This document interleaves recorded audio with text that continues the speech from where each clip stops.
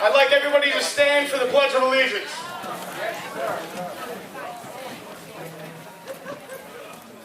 I pledge allegiance to the flag of the United States of America and to the republic for which it stands, one nation, under God, indivisible, with liberty and justice for all. You may sit down.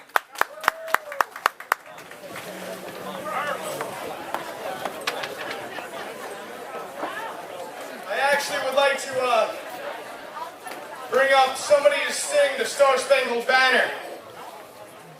This guy was an original member of the Johnny Maestro and the Brooklyn Bridge. He's a Long Island Music Hall of Famer and an Army veteran. Give a big round of applause for Tom Sullivan, everybody. Tom Sullivan.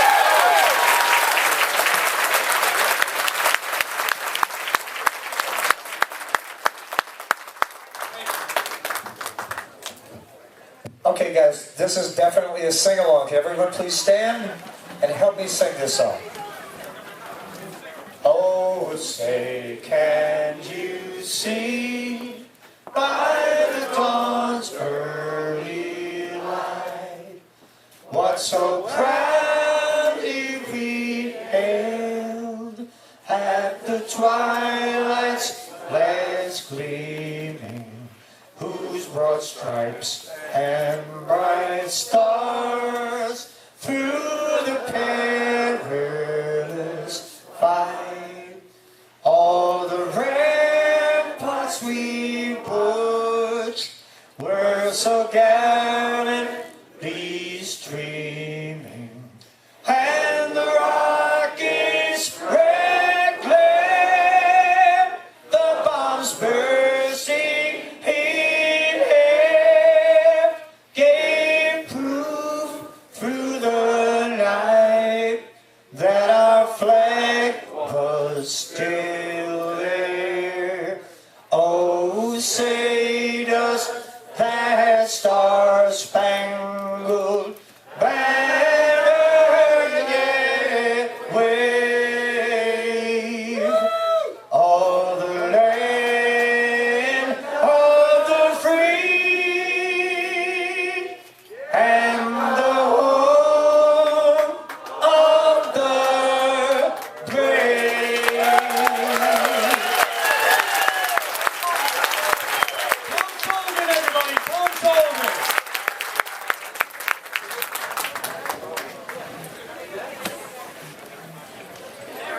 I want to thank all of you for attending this event tonight. There are a lot of groups in particular I would like to call out. Blue Star Moms, where are you? Thank you for supporting us. The Suffolk County United Veterans, where are they? Yeah. Alpha Phi Delta Fraternity, where are you guys? And the Babylon Village Fire Department. Am I missing anybody else? Any other groups? Sayville VFW. Sayville VFW!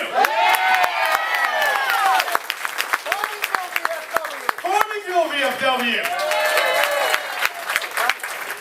Any others? Any other posts? Center Reach! Got all of Long Island!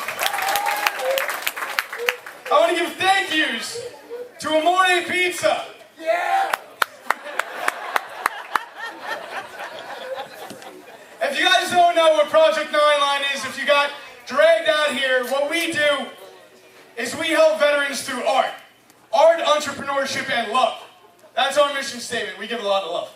And what we did here was we had an 8-week comedy workshop where me and another comedian, a Marine, John Consoli, have been teaching a group of 7 veterans how to do stand-up. And hopefully develop a 5-minute set. That's for you guys to judge. So throughout this, there have been people that have been helping us out. We've been supplying food for them every week. Like I said, Amore Pizza. I want to thank Briarcliff College, the VFW Post 433, John Consoli. I want to thank Tony Landolfi who will be our headliner tonight, who's volunteering his time to do stand-up for you guys. I want to thank Lee West. I want to thank Lee West for videotaping tonight. You can check out his podcast, LealityTV.com. It's at StrongIsland.com. I want to thank Joe's Sirloin Burger for giving us the sliders downstairs. And I want to thank the McCoy family for building the stage. And dragging it out tonight. So comedy is a very hard thing. It's very, tough. Public speaking is one of the toughest things anybody could do. So I'm going to ask you guys to support these veterans who are coming up. There's going to be 7 of them.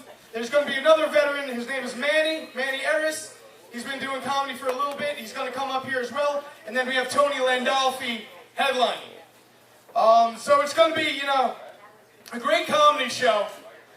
And I'd like to start off by saying... We have a guest speaker here tonight. We have a guest speaker here tonight. If everybody could give a warm round of applause. He's representing Steve Malone. He's the assistant to the Suffolk County Executive, Tim Sini, everybody. Thanks, Tim Sini. Apologize. So much to remember. You guys ready to laugh tonight? Yeah! I'm not the guy to do it for you. So I work for Steve Malone. I'm representing Steve Malone tonight. How many people in this room watched the State of the County on Thursday night? That's Representative of Suffolk County. That's great. About 1%. But what was important in the State of the County was that Project 9 got a big, big shout-out. And the reason they got a big shout-out is Project 9 is awesome. That's basically all that's to it.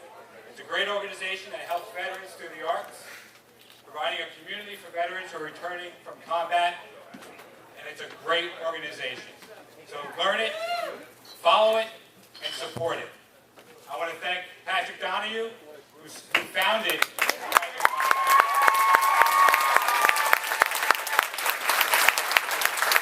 9. He's been generous enough to let me experience all the good things that Project 9 does, and I thank you for that, Patrick. I know that guy. I won't take up any more time. I'll simply say that this is going to be a great event, like all of Project 9's events. Go to the events, they're great. And on behalf of the County Executive in Suffolk County, we support our veterans, and we need to do events like this more often. Thank you very much. Tom Sini, everybody, Tom Sini. I want to say, you guys coming to support us is great. It's excellent and all, but the most you guys can do is fill out those volunteer sheets we have up at the front. This is I do stand-up comedy. And when I met Patrick Donahue a little over a year ago, this is my idea of what I wanted to bring to Project 9 Line. We have other volunteers. If anybody wants to help out, if anybody wants to contribute, Project 9 Line is the organization to make that possible. We have somebody who wants to teach veterans how to smoke steaks. We have Dennis O'Donnell who wants to teach them how to play guitar. We have art shows. We're training veterans to run the marathon right now. If anybody knows a veteran that wants to learn something, pick up a new trait, write their name down. If anybody wants to help out, if anybody wants to volunteer to run their own event or workshop, write down your name. That's what we're about. And I want to give, yeah? What? Are you good at anything? No?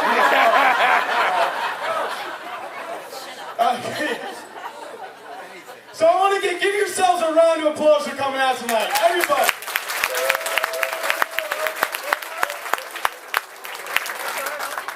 So I apologize, I wanted to get a haircut. I wanted to get a haircut before I came out tonight. But I always try to avoid haircuts at all costs, because I always feel... What? What are you trying to say? This is my girlfriend telling me a piece of advice about comedy right now. What do you have to say? I know I'm yelling, I'm excited, this is a very exciting time. We can have a conversation after this show, this is great though. I'm on stage doing stand-up, you can talk to me later, that's fine. But I try to avoid it. I try to avoid getting haircuts. I do because I always feel like it's an awkward date. You know, because, you know, it's never just a haircut. You know, first they sit you down. You know, they give you that backwards cape. You know, you look like a dyslexic superhero. And it's never just a haircut. You know, they always try talking to you. You know, they're always like, how was your day? What do you do for a living? Do you believe in love at first sight? Fucking cut my hair! You know, and I can tell these barbers are really hurting for money. You know, because out of nowhere, they'll just slap shaving cream on your face. I bet you have to give an extra tip. They start doing your eyebrows, giving you a massage, they're blowing you by the end of the haircut. Like I made them money. It's the last time I let my mother cut my hair.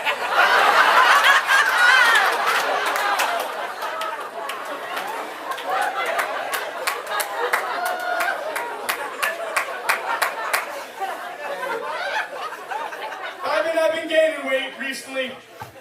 I've been gaining weight. Now, I always try to, you know, work out and I always fail. I do. You ever take these before pictures? You guys ever do that? You take before pictures, you're like, yeah, I'm going to show them. Have you ever went back a few months, took a look at a before picture? Like, holy shit, I looked good.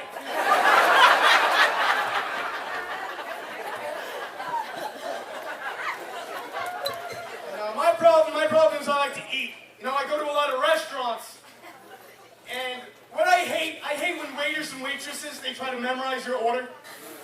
You ever get that? You know, because they're always cocky about it, too. They come up, their hands are behind their back like it's a magic act. Like, oh yeah, how do you want your steak, medium rare? Got it. Who the hell are you? Now, here I am trying to be on a nice date, you're trying to, all I can think of is, holy shit, I hope they remember the coleslaw. Ridiculous. And I always want to mess with these people. Like, why'd you give me the sirloin? I ordered the Angus. I want this burger for free. And that's how I get fat. Man, everybody, you know, society is all crazy nowadays. Anybody do the Ice Bucket Challenge? Yeah. Anybody? Just this group? Nobody else cares about ALS. Nobody else cares about ALS. Just one person. But he's cheap, he didn't even want to donate, so he dumped water over his head. You're bragging about being cheap, nice job. Now you look like an asshole. No, but everybody, you know, that's a first world problem. Do you have something to say about it? Mr. Asshole. What? Mr. Asshole. Mr. Asshole, I'm sorry, I'm talking to a veteran. I don't mean to, I'm sorry. He's gonna shoot me after the show. But you know, this Ice Bucket Challenge, we have the audacity. That's a first world problem. That's an American problem. We have the audacity to call it a challenge. You know, there are kids starving in Africa. You know, Russia is just buried in snow. It's 110 degrees out. We dump ice water over our head. That's refreshing. You know, little girls, huh? Their nipples are hard. They jump into a pool. They're having the time of their life. It's a challenge, huh? Society is just, you know, something else. Everybody has these smartphones. Everybody have a smartphone? Yeah, you know what it's kind of disgusting if you think about it, because you know what these smartphones could do? Stream porn. Yeah! You know what every guy does? Watch porn.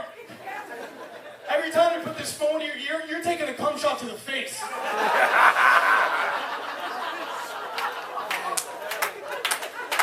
We got 3 guys applauding, everyone else is like, that's disgusting. This is foul, I thought this was for veterans, he's talking about cum shot, yeah. And, these aren't phones anymore, they're sex toys. They really, next time you go into a Starbucks, picture every phone as a dildo. You know, the guy in front of you ordering a caramel macchiato with a butt plug. You know, another dude texting in the corner on his anal beads. And some girl taking a selfie with a strap on. It's crazy, man. Everything's crazy. What is that hand signal? I feel like you're a catcher right now going, yeah? I just see him going like this looking across the room. He wants alcohol. Give him alcohol, right? Is that what you want? I hope. No! He's got a seat for me. Oh, make your way, sir. This isn't the middle of a show or anything. You can make it. I'm playing.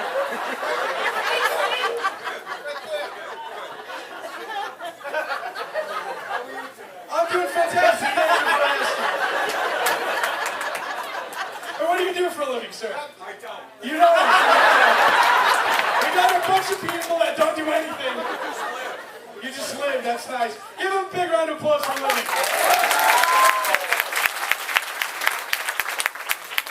Man, anybody here ever passed by a deaf child area sign? Anybody? Has anybody ever seen the deaf child? Dude, every time I pass by this area, I get so excited. I do. I slow down to like 20. I look around like it's a safari. I'm like, where is it? Like, is he on my roof? They call it deaf child area. They call it deaf child area. Shouldn't it be like deaf child lives near? But like deaf child area, like they just like to fucking gather. Like they come in herds or some shit. And they warn you too, like, are these people known to run in traffic? Really? When you ever just drive by this area, just see some deaf kid burst out of his house. Oh no! What the hell are you doing? I have to get to work. Now, what would you do if you hit one of these guys? I ask them if they're all right? Because they're deaf? Are you guys ready for some comedy? I'm going to bring your first veteran comedian up to the stage. He was in the Army. He served in Iraq. Give a big round of applause for Rich Delasso, everybody.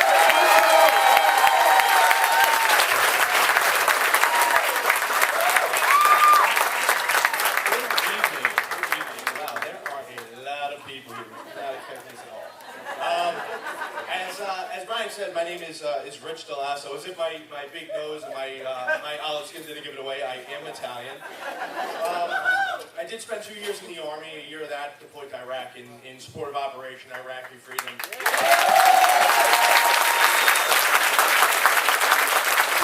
Since I fought overseas, everybody, I have conversations with people and I tell them, yeah, I was in the Army.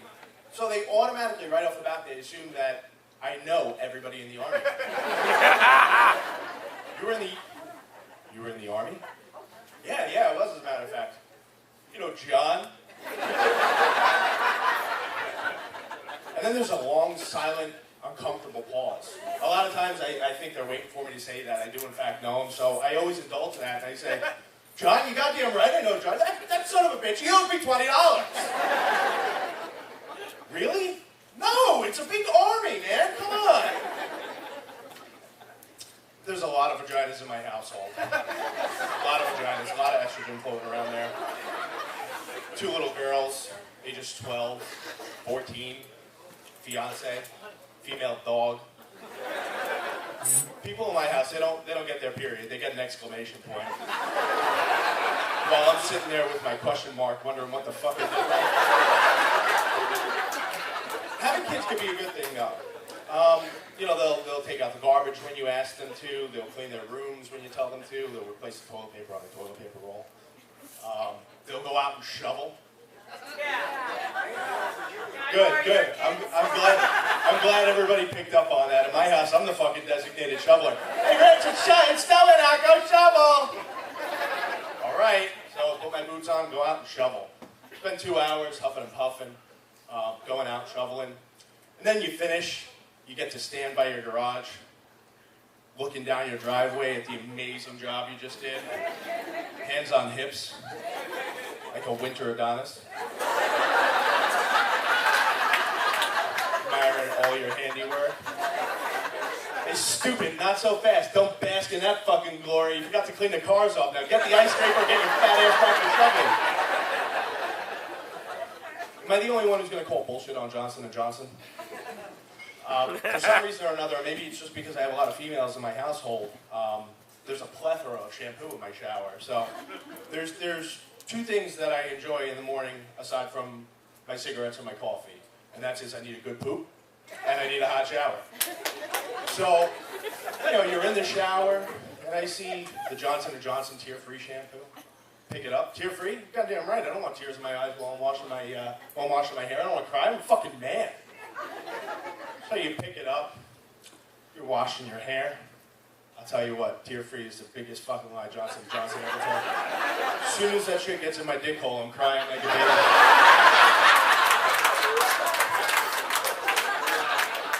The other thing I said is I enjoy good poop. So, you know, you're sitting there taking a crap, keep baby wipes on the toilet tank. You want to feel clean after you're done. So you reach around, you're still half asleep, you finish your business. Turns out you just wiped your ass with an antibacterial wipe. You can't win. I'm either burning from the dick or burning from the ass. So like I said before, I have a fiance, or as I like to refer to her, a fiancé. I just put a little French accent on. We're getting married here in a couple of months. And, you know, we have to come up with the money to pay for this gargantuan, gaudy, fucking monstrosity of a wedding. And so what if it's my idea? I want to be Prince for a day, all right? Don't judge me. So we got to remortgage the house. We got to have the kids sell crack in school. And it's, you know, like I said, it's not just the wedding. It's the photographer. It's the DJ. Rings. Forget, if the only other ring I have to buy in my life is a cock ring, I'm going to die. I have to. So, we had to do what's, we're both Roman Catholic, and it's important that we get married in the church in front of God. With the cock ring. And we have to do what's called, I'm sure there's a lot of Roman Catholic people out here, so we have to do what's called pre-Cana, which is apparently Latin for before Cana. So on the last day of pre-Cana, we got to sit, you know, in church, do the mass and everything, and that's when it occurred to me, which is when most inappropriate thoughts occur to me in places like funerals, church. What if, during the Peace Be With You part, that's my favorite part. I don't know why, I like that part. I like people. But not just because I like people. I wanted to see how uncomfortable it would make folks in the pew if I just started making out with my fiance right then and there. So lately I've been becoming a fan of General Hospital. Don't judge me. And General Hospital, it's a great show. It's about a hospital. This hospital's filled with doctors and nurses, and they're all walking around like they're important. And by far, my two favorite characters are of Hispanic descent. When they're talking, there's no mention of, you know, that they come from a Spanish country or a Spanish-speaking country for that matter. However, Sabrina Santiago's name becomes Sabrina Santiago. And Carlos Rivera becomes Carlos Rivera.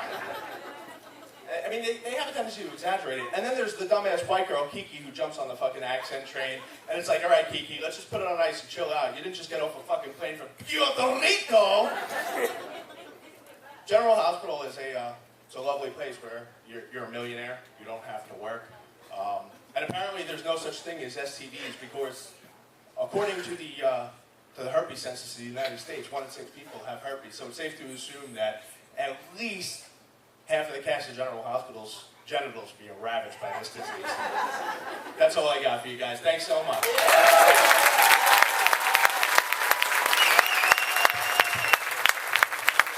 Rich Toronto, give him a big round of applause. He's a very difficult thing to do. First time ever on stage in front of an audience.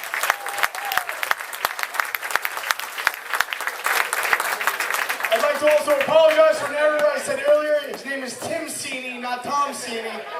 I apologize. I have a lot to remember up here. I'm a little excited too. I'm a little excited. There's so many women in the room. Gets me excited. It does. Do you know what I love about women? I love how women, they use their bras as pockets. And I swear, I went on a date with this one girl. I offered to pay for a movie. She's like, no, I got it. She pulled a 20 right out of her bra. Like, I didn't know if she forgot her wallet or she was a stripper. I swear, I felt up this one chick. I made $247. It was amazing. this other girl, she just kept on pulling stuff out. Now money, cell phone, a Pop-Tart. Crazy, it was toasted too. I ate it. Cherry, it was good. You guys ready for your next comic? She's a veteran from the Gulf War. She was a Marine. Welcome Victoria McCoy, everybody.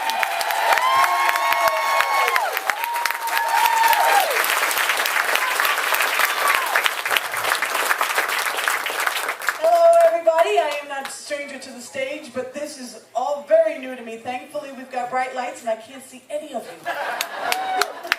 I am a Marine Corps veteran. I am the only Marine Corps veteran performing tonight, so kudos to you. Certified everybody out there.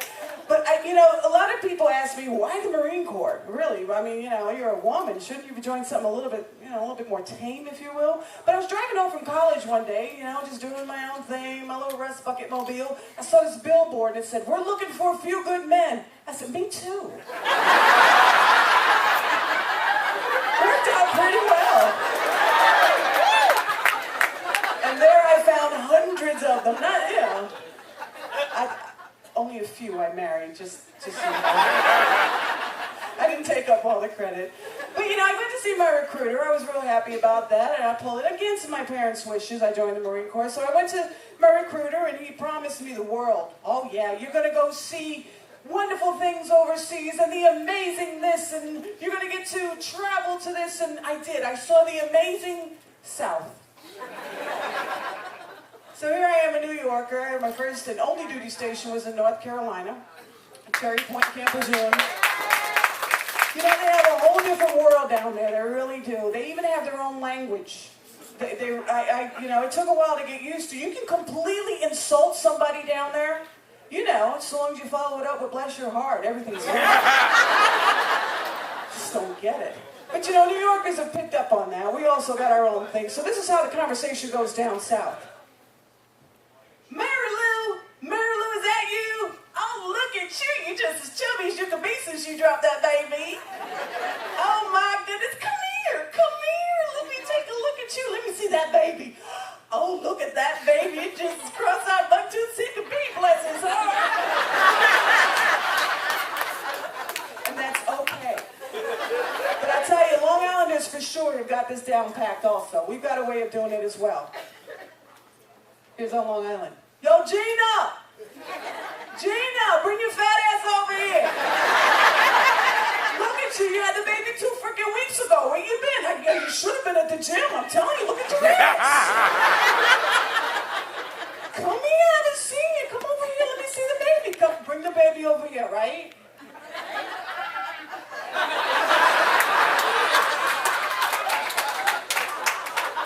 Not for nothing. It is what it is. And at the end of the day, I'm just saying.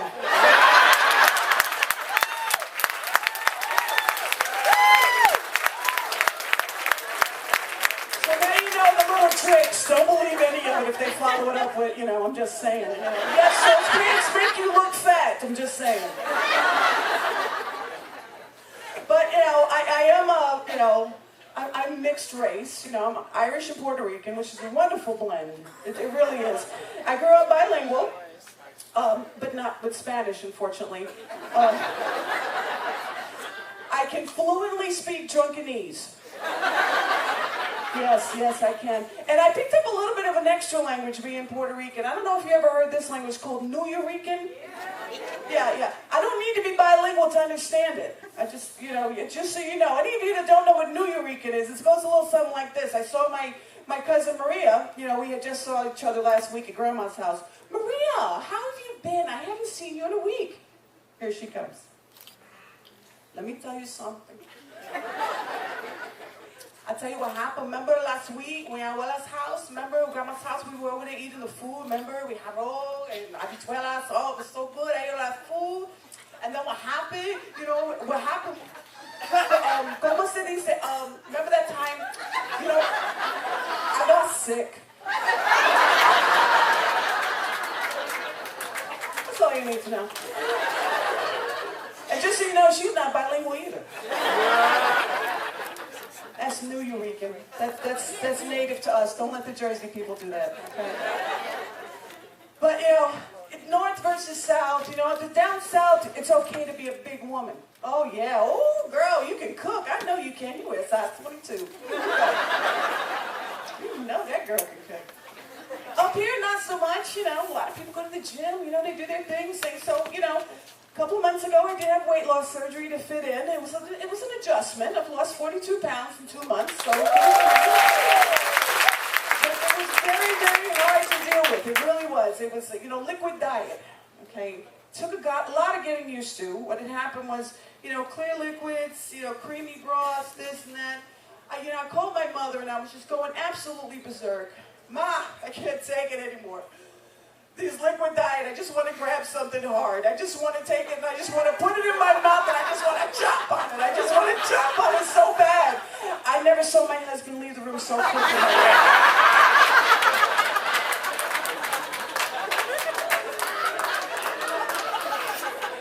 So watch out for those liquid diets. But I am going to wind it up just by saying there was one specific little word that I learned down south. I ended up divorcing my husband, my first husband. Yes. There was one little phrase that he just couldn't quite, he didn't really get, he never really, so if a man doesn't do it, a man doesn't get it, down south they say lickety split. Make them learn, ladies. Oh, shit.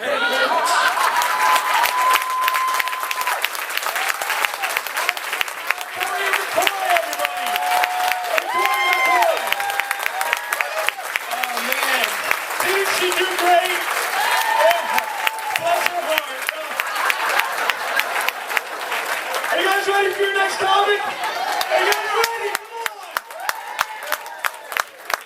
He was in the Navy. He worked on submarines. John Rayo, everybody.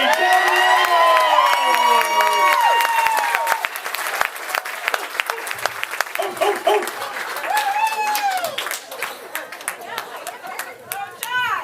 Thank you. Hey, let's hear for Brian. Brian was so helpful getting us ready for this tonight. He knew we were all nervous, so he said, just relax and enjoy it for the opening 5 minutes. And I really hit home, and that's exactly what I said to my wife on our wedding night. He's like, I think it was our wedding night. It might have been our first date. I kind of remember I said in the back seat of a car. It was our wedding night on the way to the reception. I remember that. But like Brian said, I am a Navy veteran, and I'm very proud to say I served on nuclear submarines, and you all know what submarines are, right? Yeah, they're those long, hard, black things that are full of semen.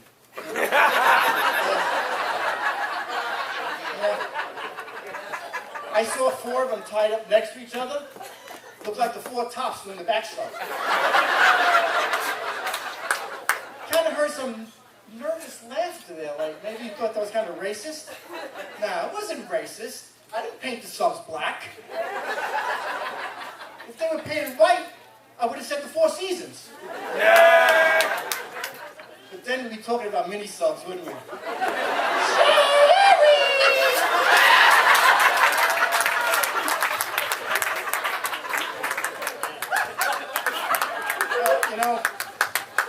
It was a little hard getting adjusted to the submarine life, because I usually sleep with the window open.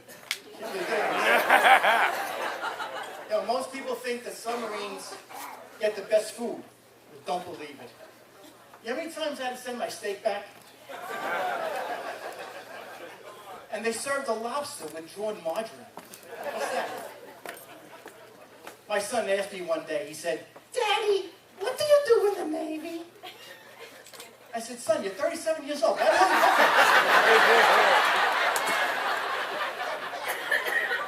actually, my job in the Navy was a sonar tech.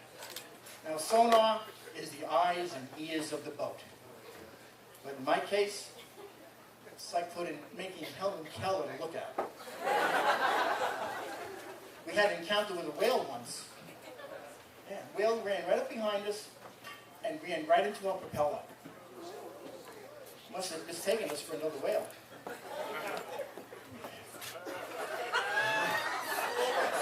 Yeah. Take a minute and think about that, right? Yeah, I'll never forget the horrible sound that whale made. The captain asked me, he said, have you heard that sound before? I says, no. But that's the sound that I'd make if I got my dipstick caught in the Cuisinart.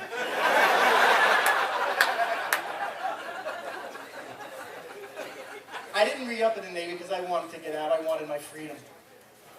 So I got out and I got married. Yep. Married to the same woman for 41 years. We have two great children and 5 grandchildren. 5 beautiful grandchildren. And my wife is great. She's a great cook. But she thinks that a hot meal is anything on toast. And she never forgets our anniversary. Last anniversary, she got me a garbage can. But this time, she got me one with wheels. And she's so clever. She wrapped the garbage can in a garbage bag. Right? Like we're in the middle of dinner, she rolls this thing out, and she says to me, she says, guess what I got you? Cufflinks? The waiter guessed the tie. He was wrong too. Yeah, you know, one thing that I can't stand is shopping. I hate shopping. Really do. My wife hates shopping too, but she seems to go every day. She missed one day. Macy's sent her a get well card.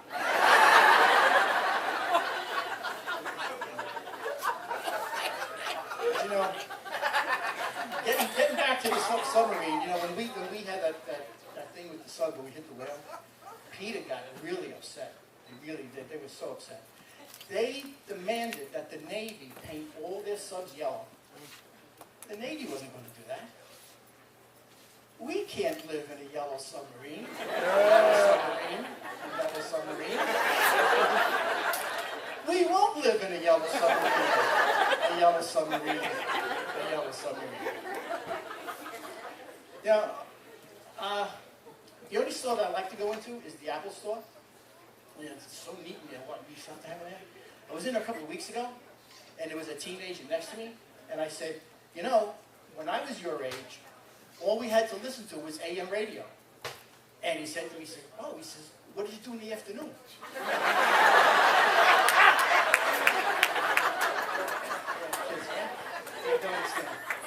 Well, I'll be 65 this year, man. I don't know when I'm going to tell you.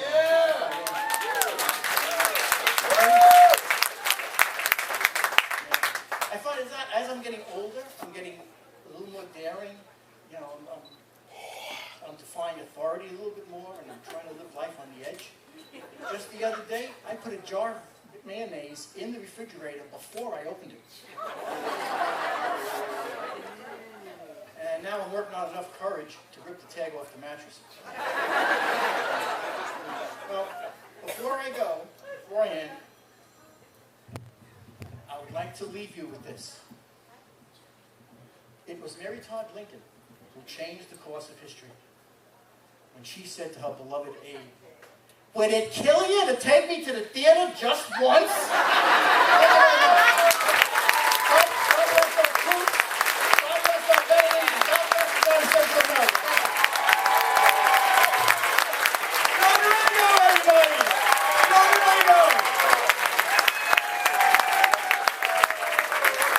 Our next comedian coming to the stage brought her entire entourage of 3 tables.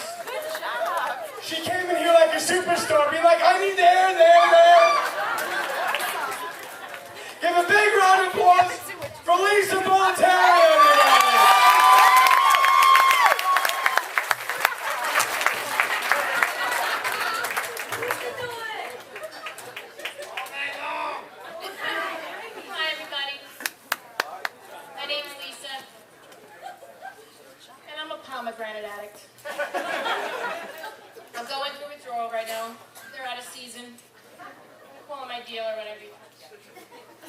I'm a little depressed. My boyfriend broke up with me about a year ago.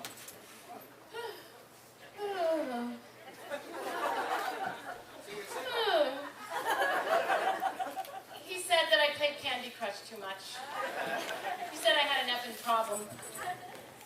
No, really, he said, "You crazy little witch, you got an effing problem." I don't think I'm that little.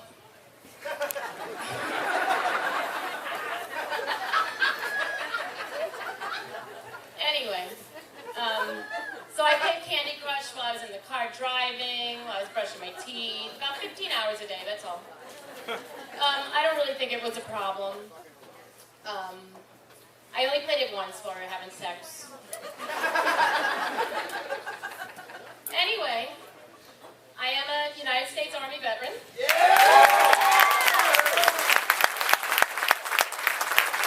Seems just like when I'm driving and the brights are in my eyes. I can't see shit.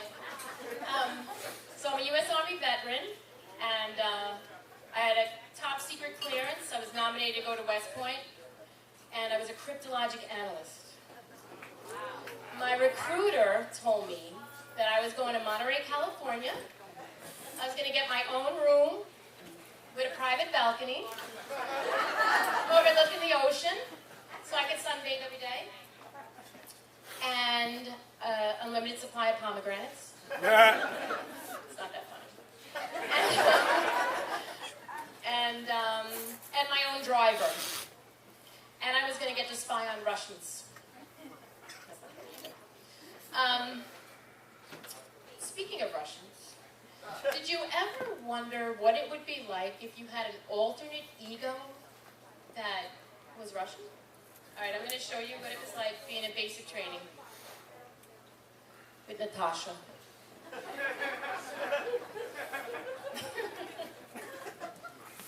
have to remember it first. Oh, how do you say no? No, no, no, no, no. I am not going to run today. Go fuck yourself. I am not running. No one is chasing me. And why do I have to wear this horrible green outfit? It's disgusting. You're disgusting. Give me my machine gun, you son of a bitch. I want my pomegranates right now. And I want you to pick out the seeds one by one and feed it to me. But first, how do you say, use the hand sanitizer?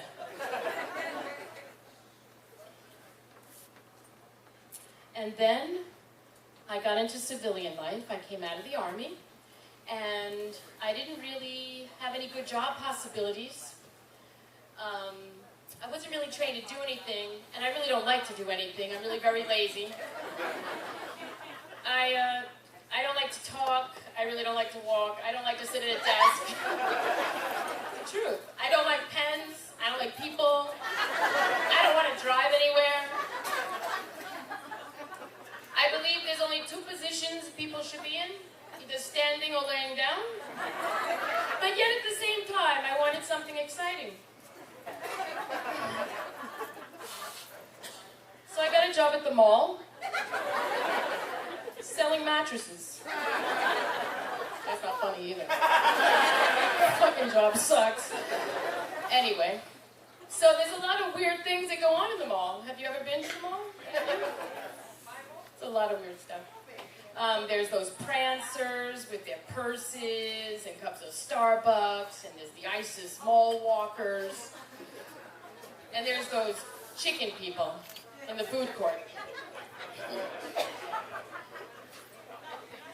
I go there every day for appetizers. They have bourbon chicken, crusty chicken, orange chicken, raw chicken, fried chicken, souvlaki chicken. No pomegranate chicken. So I go to the food court. The chicken lady, the orange chicken lady, she sees me, and she gives me her back. Does she not know who I am? Does she not know why I am here? So I go in my purse. Well, first, I do the army crawl, and I crawl over to her, and I get up, I go in my purse, I grab my pomegranate, I twist off the top, like a hand grenade, and I throw it at her. I hit her in the forehead, splat, chicken lady down on the ground, dead in the food court, and I take all the fucking chickens. And that's it.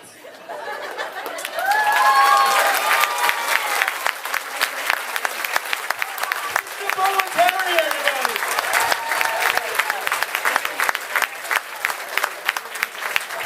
All right, let me tell you guys a little joke.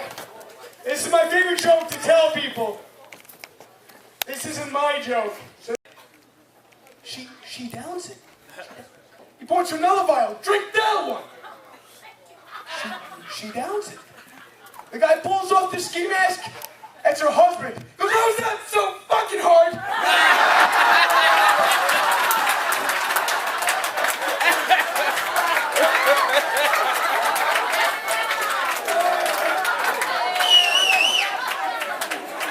You guys ready for your next comic? Are you guys ready for the president of Project 9line? The president, Mr. Patrick Donahue!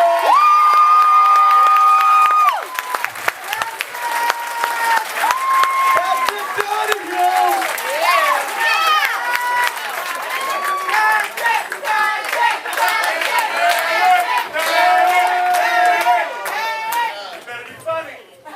Shit. Fucking honored to be here tonight. Thank you all for coming. Guess what, though? There's no refunds. If I'm not funny, too fucking bad. Oh my God. I'm an Army veteran, 101st Airborne Strike.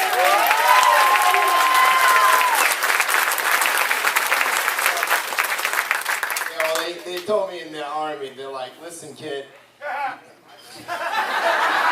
Listen, I don't need your fucking help, guy. Thanks, Dad. Alright? I'll do my best, alright? I told you I'm gonna have He's like, hey, you got 50-50 vision, kid. What the fuck does that mean? You're like, well, either you see it or you don't. Alright, I can work with that, right? I can work with that.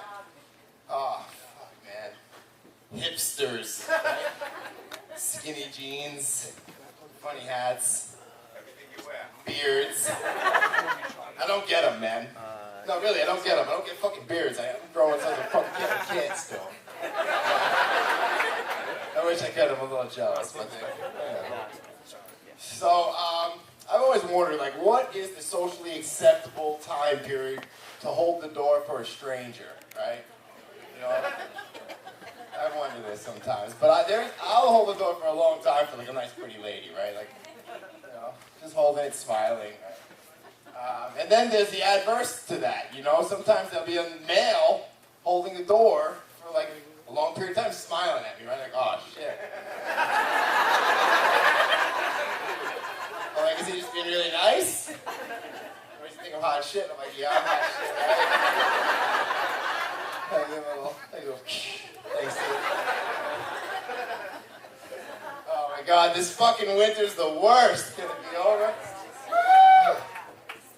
Ooh, thanks. Still not over. It's fucking snowing outside right now. Well, there's valuable lessons to be learned in all this madness, right? Like, for instance, I was at my mom's house a few weeks ago, and I'm walking up to her door with my kids, and it's like treacherous, right? There's like a fucking 2 inches of ice, and I'm a little upset about it. We make it safely, and I give him direct instructions. I'm like, Paul, listen. I'm like, you gotta do something about the ice. If my mom falls, I'm gonna be really upset, right? He's like, yeah, I'll do something about it, right? So, fast forward like a week or so, and I'm talking to my mom on the phone, and she's like, guess what? And I'm like, what? She's like, Paul fell. He hit the ground like a ton of bricks. I'm dying, right? I'm like, yep, that's figures, right? I guess he didn't fix the ice like he had planned. Oh, man. But, so, you know, God forgive me for saying this, because this place saved my life, literally, but They say laughter is the best medicine. You know, no one told the VA that. Because when I went there, man, I walked up with 15 medications. I'm like... The bag was so heavy, my back hurt. I had to get more medication. Oh, man. Hey, thank you all for coming. You're a great crowd. I'm passionate. Patrick Donahue, Mr. President. What up your nose and your water up here, buddy? David. So I can't throw the mic down. You guys ready for your next comic of the night? This guy's recent. He just came back this past fall. Give a big round of applause for Frank Vicarian.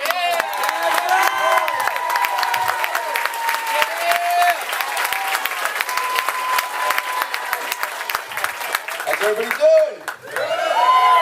Awesome. Thank you guys for coming out. I'm Frank Vicari. Hello, everybody. So, I was in Afghanistan not too long ago, and people there were really friendly. They used to take 3 shots at me and then wave.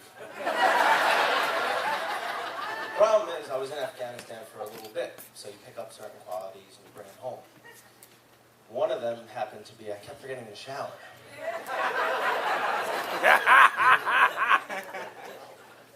I'm one of 5 kids. I have a nephew. I love my nephew to death. But he hisses me off. Because he's smart. Like, you know, they learn and they pick up things. So one day I'm out with my nephew. And we were walking, and I seen somebody I know, and I haven't seen this girl in years. She looked great. And my nephew was like, hey, can we get ice cream, Uncle Frank? And I'm like, no, buddy, relax. So I go over to her, and I'm talking to her, and she goes, oh my God, your son is so cute. It's my nephew, not my son. And my nephew goes, Daddy.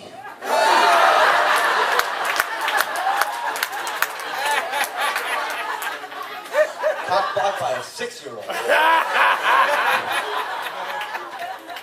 So I'm trying to convince her now that it's my nephew, not my son. And I'm like, listen, I swear he's my nephew. Daddy, Mommy doesn't like it when you lie. Couldn't believe it. But who's seen Jaws? I was scared shitless of that movie. Because I couldn't go into 2 foot of water for a bath. And that was just this morning. The other thing that weirds me out, I hate fucking sharks. I hate sharks. Scary as fuck. The reason being is because their defense on how you protect yourself from a shark is to punch it in the fucking nose. You have a 15-foot man-eating fucking shark. Have you ever tried to punch in water?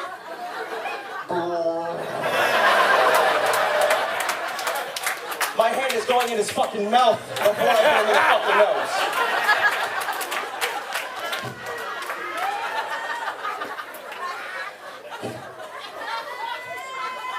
They made another shark movie. Open Water. Anybody see it? Okay. They left 2 fucking people in the ocean. The thing I don't get is, it's based on a true story. And they both died. First off, the guy that had to do the head count for the boat was probably, like, chewed the fuck out for that shit. Because this is how I see it. You had one fucking job to do. 20 people go out, 20 fucking people come in. That's it. Like, I guess you got fired. I would assume so. But the thing I don't get is it's based on a true story. What did they do if they both died? What did they do, cut open the shark? Sir, excuse me, sir, what happened in the ocean? Like, really? Like, who the fuck does that? The other thing I didn't get about it was they have, like, all this going on, and the husband gets bit by a shark, and the wife drowns herself, like literally like 5 seconds after. And then here comes rescue right over, and that's it. If I would have made the movie, it would have been this. We lost 2 people at sea, they're dead, the end. That's it. But I've noticed something that women do a lot. When guys go out, we're simple. We go drinking with our buddies, or we go drinking to pick up chicks. One of the two. Women's goals when they go out is to get the guys to buy them drinks so they don't have to pay for shit. For example, let's borrow my buddies. Hey, you guys want to get us some free drink? Like, really? Of course I'll get you free drinks. That's all I got.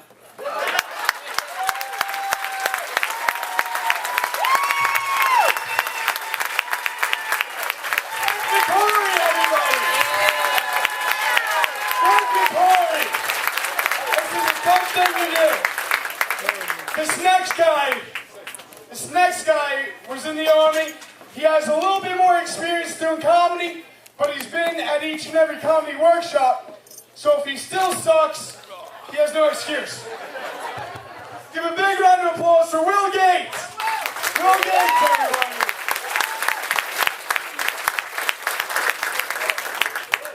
First of all, give it up for these other comics coming out here doing this shit for the first time. Good job.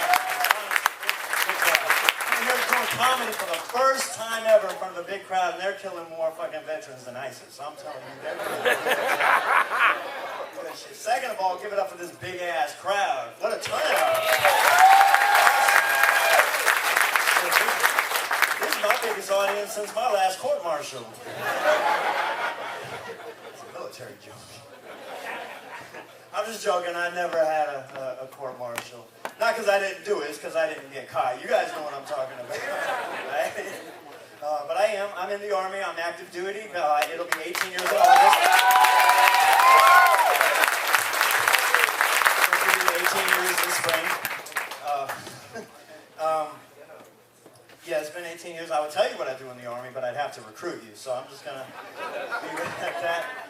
I do have to apologize. I'm wearing spring colors in the dead of winter. I'm sorry. Spring break's coming up. I'm looking very much forward to it. I have a 14-year-old daughter who's here tonight. I'm looking forward to it. We always get to do fun stuff during spring break, like play video games, watch movies, I can build an igloo. I'm looking forward to it. Room full of veterans, so you know the bar's busy. You know we're out here drinking, right? Alcohol, yeah. It's good to drink, it's good to drink, but judging from the amount of drinks I see out on the tables to the amount of tour buses and vans I see outside, not everybody has a designated driver. And you gotta do that, right? Get the designated driver, and the safety doesn't stop there, especially if you're in the Army. You gotta be selective with your choice of designated driver. Hey, just because somebody's sober doesn't mean their ass can drive, right? Imagine, hey, wouldn't it be messed up? What's that? Is this you? I'm gonna tell you his life story right now. Wouldn't that be messed up if he got you as the designated driver and you were the sober one, he was the drunk one, but it was his drunk ass that noticed the minivan and even pointed out the baby on board sticker before you totaled that bitch. You know, you try to do the right thing, and then all of a sudden, mom has to scrape a couple more stick figures off the back of the van.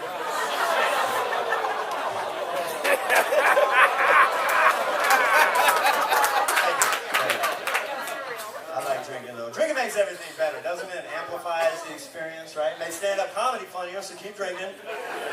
You know, makes the opposite sex look more attractive. You know, makes babysitters look older.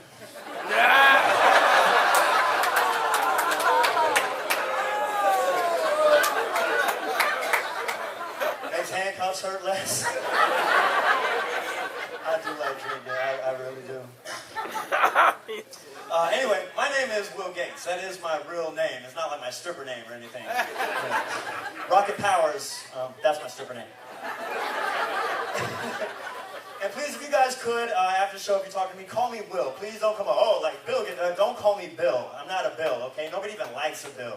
All right, people at least look me over before throwing me in the trash. All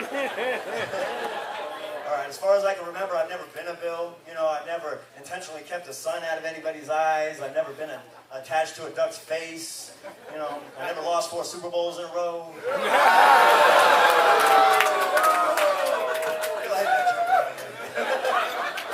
I'm not a Bill. My name is Will Gates. But ironically, I did grow up very poor. Anybody else here grow up poor?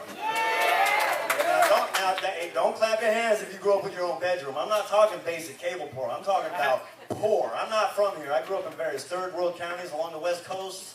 And I grew up so poor as a kid, I received Christian Children's Fund money from a well-off family in Ethiopia.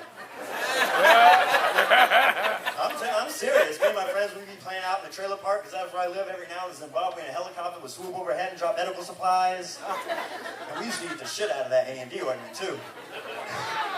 To us, A&D meant antibacterial and delicious. But being a poor kid, as you can see, it makes you creative. You know, it made me creative. For instance, like Halloween would come around. I couldn't afford a Halloween costume, so I had to be creative. One year I wanted to be a ghost, but my mom didn't want me to cut holes in the family sheet. And we didn't have a white sheet, we had a brown sheet. So I had to walk around as a brown blind ghost. I told people I was Ray Charles in the afterlife.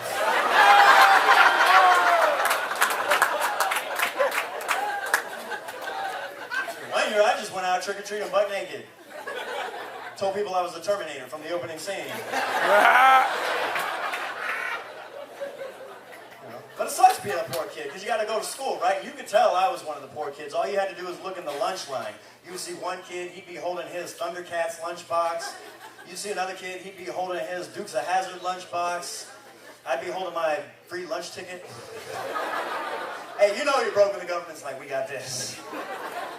And it sucks going to school as a poor kid, too, because you can only hang out with other poor kids. You know what? And like I told you, I went to school on the West Coast, so anywhere I went to school, we had poor white kids, poor Mexican kids, and poor black kids. I didn't hang out with the other poor white kids for a few reasons. First of all, poor white kids steal. They do. They really do. They're little kleptomaniacs, man. They will steal anything. I let poor white kids in my house. They didn't even own a VCR, but I would notice 2 weeks later, Roger Rabbit is missing. They steal. They will steal. The only thing a poor white kid will not take is a bath. And that is another reason I didn't have. I was kind of clean for how poor I was. They were all nasty and disgusting. They were like that Pikey scene from Snatch. You ever seen that movie? And another reason I didn't hang out with them, I don't know why this was, but I was the only poor white kid I knew that didn't have a speech impediment. I'm serious. All the other kids in school would mix them up with the retarded kids, and they would get made fun of all the time, and they would get so mad. I told you I'm not retarded. I just have trouble with my R's and L's.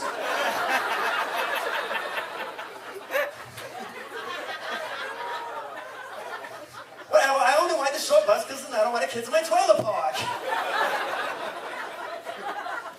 How many times do I have to tell you? It's not special ed, it's speech therapy.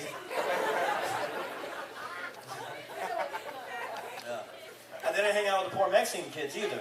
I mean, no offense, I'm not racist at all. I just didn't like how they ran things. I don't know if you're familiar with West Coast Mexicans, but they have different indoctrination techniques than other social groups. Oh, sure, white boy, you can hang out with us. We're going to call you Casper. And it's easy. All you have to do is unbutton all your buttons except for your top one. You have to put your pants up to your nipples. You have to like the Raiders. You have to slick all your hair back. But first, you have to let all of us kick your ass, motherfucker. Yeah. Oh, and one more thing. Once you're in, the only way out is through a casket, essay. And I didn't really want to like the Raiders, so I actually...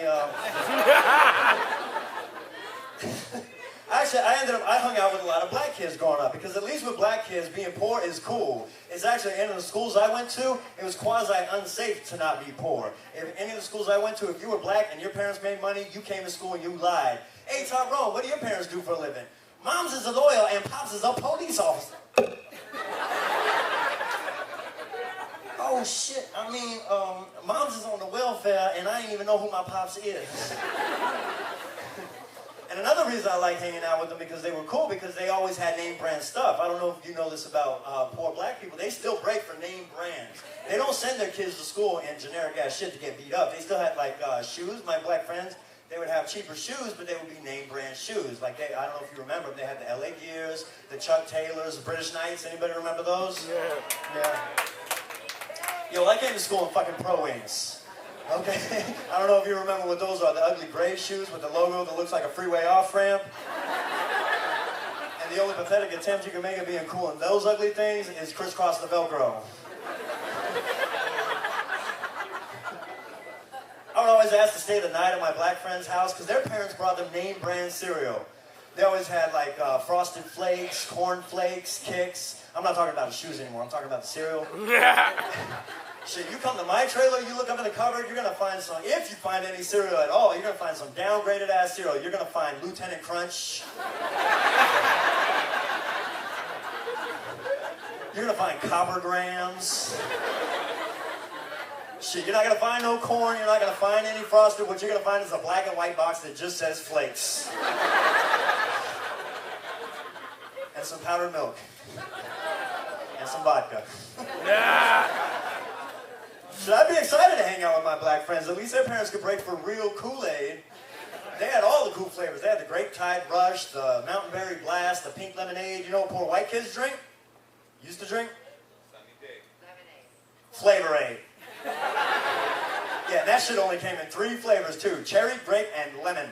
This is absolutely true. Google it. Google an old packet of Flavor-Aid. You'll see it'll say lemon, and it'll have a cartoon drawing of 2 rosy-cheeked little broke white kids drinking out of this with the same straw. With 2 rosy-cheeked little broke white kids with individual straws, but drinking out of the same glass. And that shit didn't taste like Kool-Aid either. It tasted more like crushed aspirin and water. This is a scientific fact. Take Flavor-Aid and take flat alcohol, mix it together, you will make Mad Dog 2020. That's a fact. Try it for your next chemistry project. I don't know if you remember the old Kool-Aid commercials. Remember the Kool-Aid Man? He would bust through the brick wall, and he'd be like, oh, yeah. And all the kids would come dancing around him. They'd be doing the running. They'd be busting out, having a party. No parents were there because nobody was concerned as to whether or not the Kool-Aid Man was diddling the kids because he was a giant, he was a giant, wholesome glass of pitcher of red, delicious, nutritious Kool-Aid.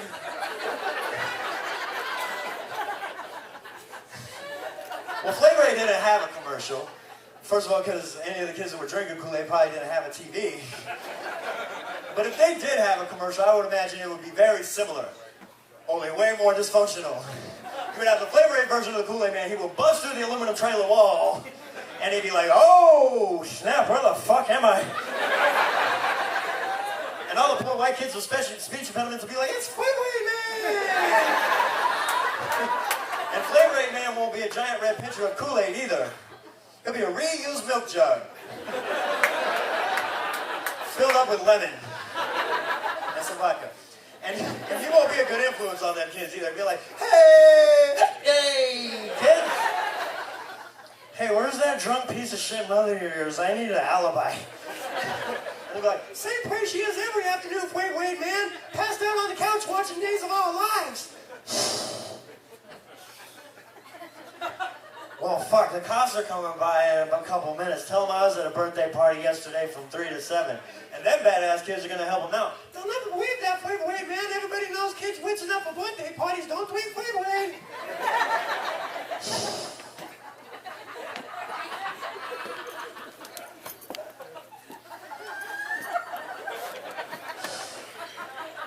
This is a long commercial.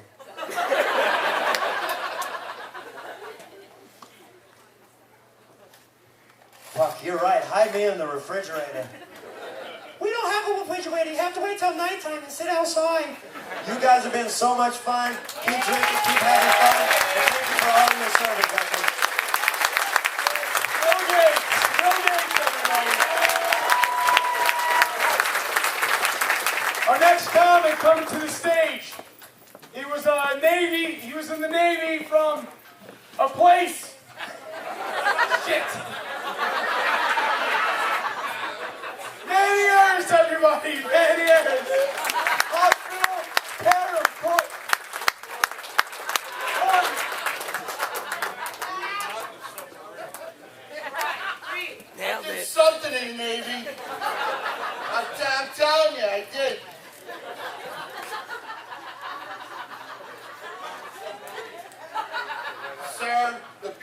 aren't here. There's no yellow submarine.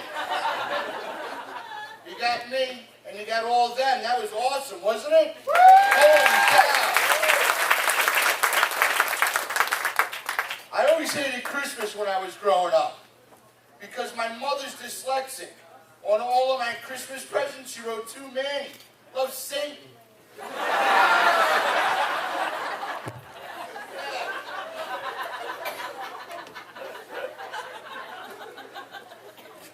I'm tired of being used for sex.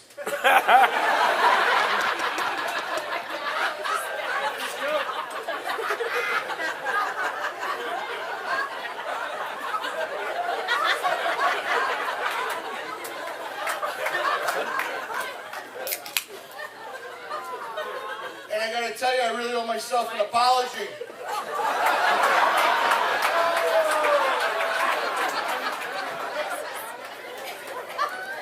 You know, psychiatrists say that sleeping naked will boost your confidence.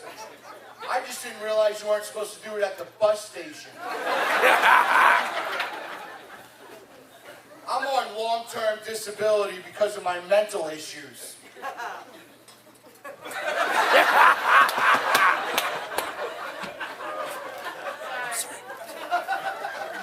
And my insurance company sent a career coach out to my house to counsel me on how to get a job. After talking to me for 2 hours, she said, "We are upping your benefits."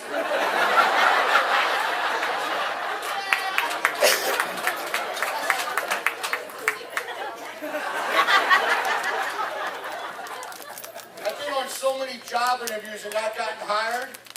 I guess I should stop saying at that point in the interview, when they ask me if I have any questions, I should probably stop saying, "Does your company provide long-term disability?"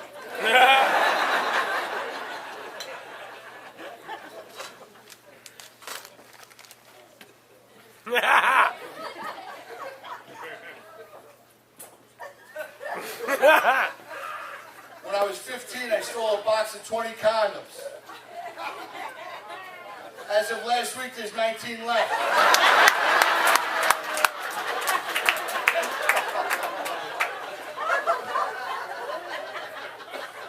And one I used as a water balloon.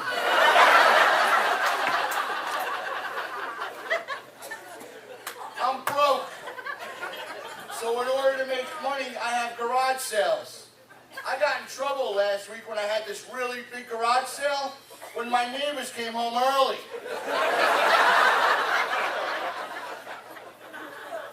When I was a kid, my father used to work in a porno store. I really love Bring Your Son to Work Day. But career day was the worst in my school, you know, because I had the only father who stood up in class and he said, "Now kids, this is $29.95. And my teacher, she was so upset because she paid $49.95.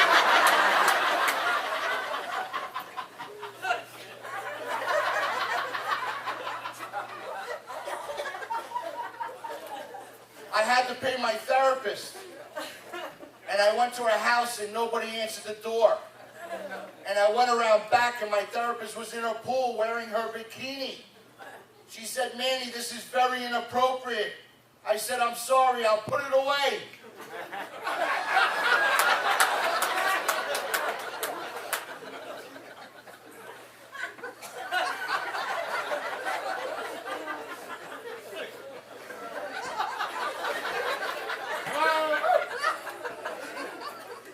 I joined Facebook just so I could poke girls. You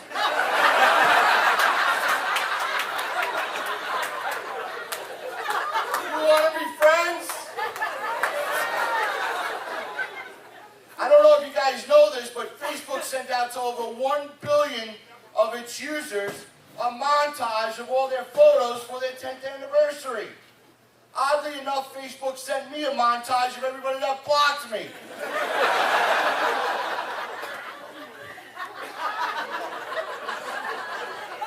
And the video took 2 weeks to watch.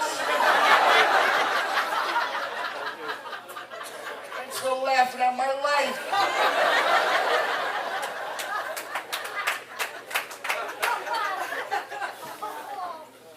one time I dated this girl, and she used to call me Romantic.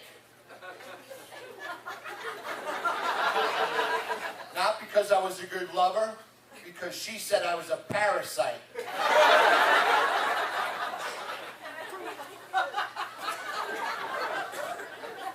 I have the hots for this one girl. I call her all the time. She's like, you know, Manny, you're like a stalker. But I'm willing to meet you at a public place. Where are you now? Ding dong.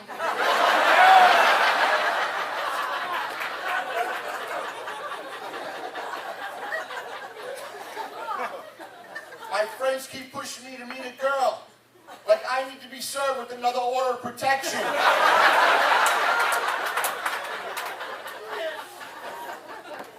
I bring a lot of negativity to conversations. One girl actually told me that I talk stupid. I said, no, I talk stupidly.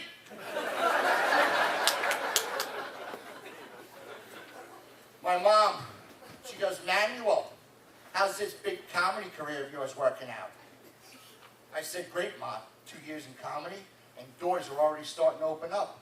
She said, which one's Manuel? The refrigerator?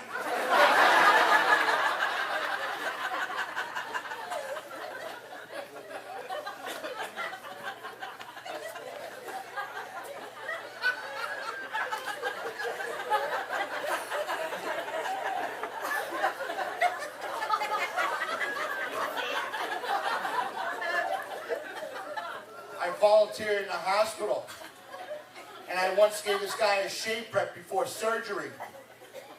Then they fired me. They said, you know, man, you're supposed to be working in a gift shop.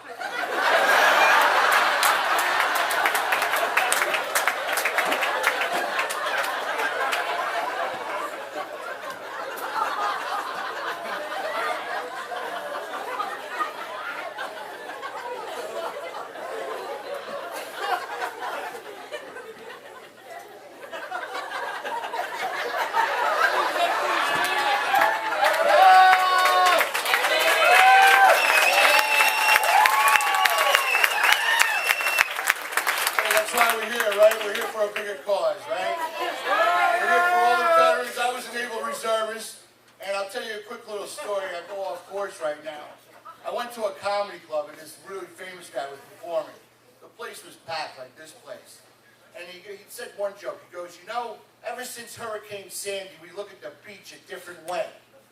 And I started laughing. And he called me a sick bastard. And then later on he goes, are there any veterans here? I perform for, you know, overseas for the veterans. And are there any veterans here? So I raised my hand. And he goes, is that sick bastard? And he said, when did you perform? And I said, during the Gulf War. And he said, where? And I said, Tampa, Florida.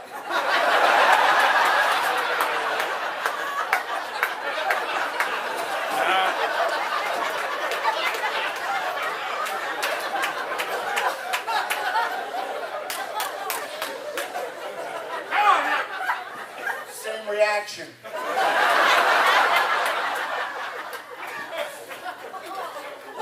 I tried online dating. Yeah. And after 3 months, they made me put a disclaimer on my profile. It says dating Manny may cause headaches and bankruptcy. And in 9 out of 10 cases, lesbianism.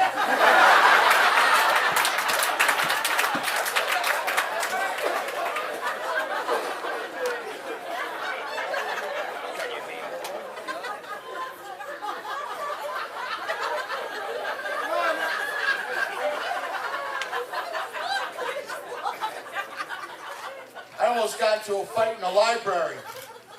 This guy asked me if I was checking out his wife.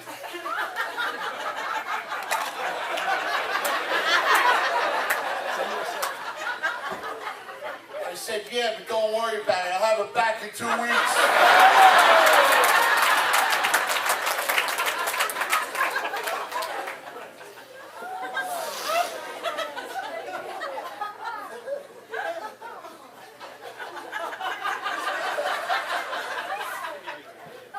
recently just got fired from my volunteer fire department.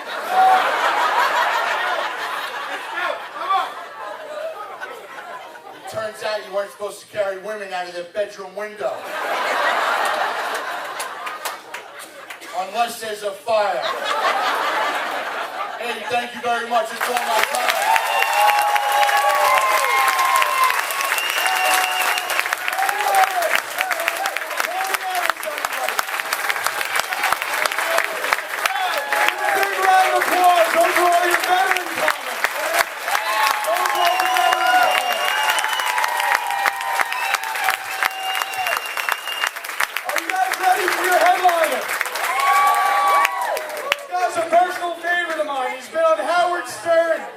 MTV and WBAB is a Long Island favorite. Give a big round of applause to Tony Landolfi, everybody. Keep it going for Brian, come on. Keep it alive, keep it going, Laura. He's single now, his girlfriend don't come after the first show. I want to give a round of applause for everybody that was up here tonight. Seriously. Brian contacted me about maybe 2 months ago to do this, and without hesitation I said I would definitely do it. And then he asked me to give some advice and stuff like that. I saw these guys at the beginning when they were first starting, and where they have come within that time, it is amazing. I'm so proud of all of them that were up here tonight. Clap for them. Awesome. Fucking amazing. I can't believe it. All right, enough kissing ass. So, when I'm not at the gym,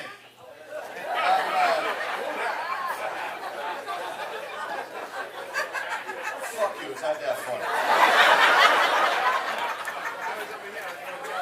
I know I'm fat, you don't gotta tell me, I know. I'm fat, I know. Yeah. Shit. I don't care. I hate all you little skinny bitches that gotta come up to me and explain to me why I'm heavy. Why I'm so heavy, like you're fucking in Greenpeace saving the whales or some shit. Do you know why you're heavy? Do you know why you're heavy? Do you really know why? Yeah, I know why I'm heavy. Because I eat like I'm going to the electric chair. I don't do any exercise. I learned about it in 5th grade. X times pizza. Plus brownie. Minus jump rope. Equals fat bastard. I know what the fuck it is. I know. I don't need to tell him. Everybody wants to give you advice on what you gotta do to lose weight. I got a cousin, she's one of those fucking namaste, stand on your head, eating compost fucking shit, spinning in my house. You know what you gotta do? What you gotta do is make spaghetti squash. Make some spaghetti squash, and then you take it with a fork and you put tomato sauce on it. It tastes just like spaghetti. Just like spaghetti. No, it tastes like fucking dirt.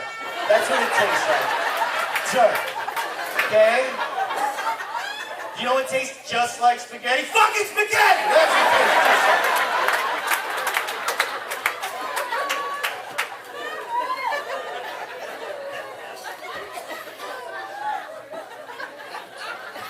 Fucking Pete.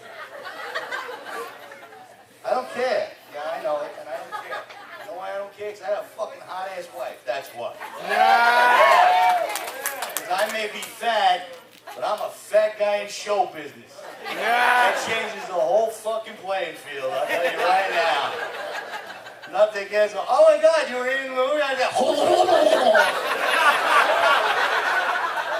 Look, dear, you are in that movie.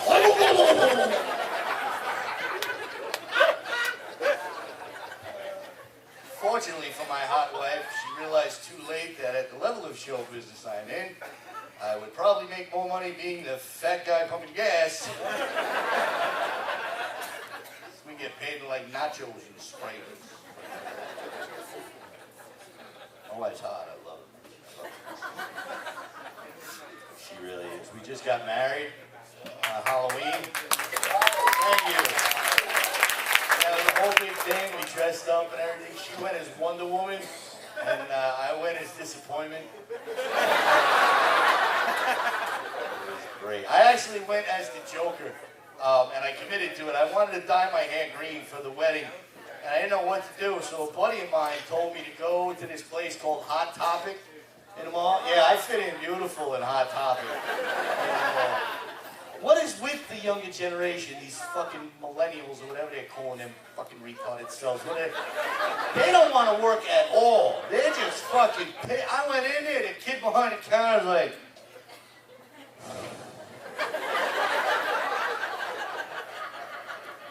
can I help you? Sorry to pull you away from your poetry, Alistair. You coughed on my punchline. You bastard. The joke sucked, so it's a good thing you did. I'm gonna blame you. It was his fault. All right. So yeah, I got married. My beautiful wife. Fucking, I love us. Big tits, big tits. Oh, big tits. F cup tits, my wife's got. F, yeah. F cup, yeah, F. So then she takes the top off. I go, fuck, them titties are big. I'm like a little baby goat. I'm like, wrap them around my head. Everything sounds like Charlie Brown. It's fucking great. She uses them against me, though. She knows how to use them. Ladies, you know how to use that. I don't even know. I call it the titty magic. I don't know what it is. Titty magic, and you ladies get us with it every time. Woman will get ready to go out to the club. She'll have a low-cut dress on, push-up bra. The tits are pushed up so high you can't even see her neck. It's just a head and tits floating at you. And she goes to the club. She don't have a dime in her pocket. She leaves the club. She is fucked up. Her rent is paid. Somebody changed the oil in the car for her out in the parking lot. Guys can't do that. I can't walk around with half a ball hanging out of my pants.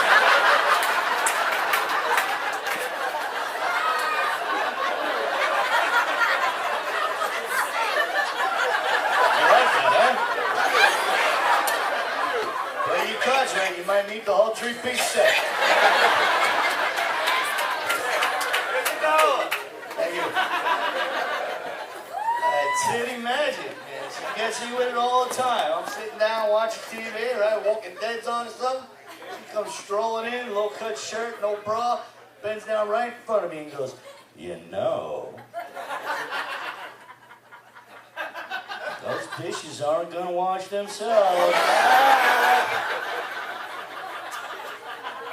5 minutes later, I wake up in the kitchen scrubbing her pocket. How the fuck did I get here? What's happening on Walking Dead?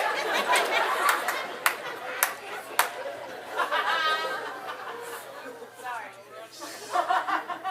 It's all right, laugh. Run around the room, make it sound like a crowd.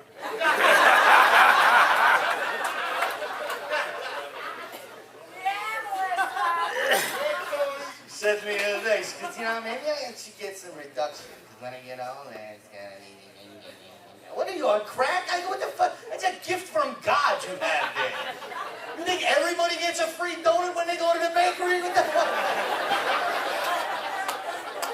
You want to do something with those things? Put that shirt on you're always fucking with me with. Go to the butcher, do some jumping jacks. Bring me home a steak.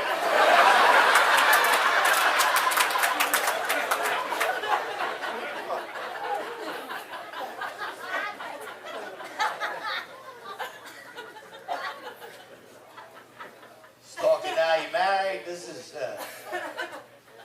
you know, like I said, she is hot. This is how I know my wife's hot. Not, I think she's hot, but now I know other people think she's hot. The looks we get when I introduce her.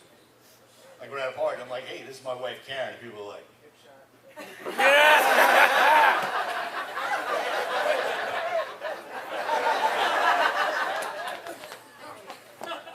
Second one for me. The first one was fucking nuttier than squirrel shit. I don't know. Second one's good because you know shit's gonna happen. Because the first, and any of you young guys that are looking to get married, pay attention because this is my PSA for the night.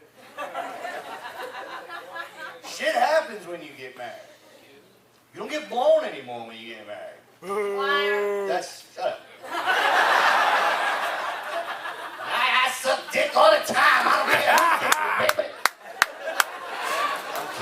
great. See me after the show at a dumpster. Anyway. So that's how they get you. That's the bait. That's all they want to do when you're dating a girl. What do you want to do tonight? I want to blow you. No, but you want to go do something? Yeah, I just want to blow you. Yeah, right. You don't want to go out and do something? I'm going to blow you. And then you're going to take some B12. And I'm going to blow you again. Oh, that's it. And they just go to town on that little son of a bitch, boy. They get a hold of him. You know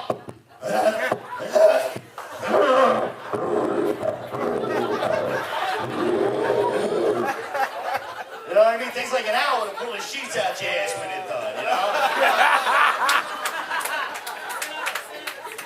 You're laying there looking at her. No blood in your brain. You say something stupid like, we should get married. And she cries. She knows she's never got to put that dirty piss-top cock in her mouth ever again. Hook, line, and sinker. She's got you. So I got a little thing with this for the second wife. I knew it was coming. I had like not a prenup, but a little like agreement. I called it the BJ agreement. There we have it. And it's very simple. I'm not greedy, you know, because when you the first time after the marriage, the first time you ask for a blowjob, they go, no, I'm not. What are you crazy? Kiss it. What are you pee out of there? Get out of here with that thing. Once a month. I'm not greedy. Once a month, she's got to kiss me where I pee. And if she don't, I get to put it where she poops.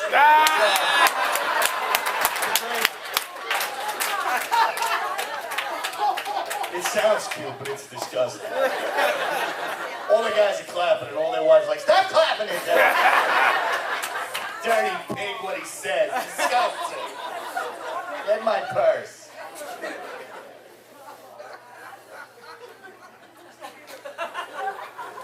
Now we got married, now she's talking about having kids. She wants to have kids. I don't want to have kids because I don't fucking like kids.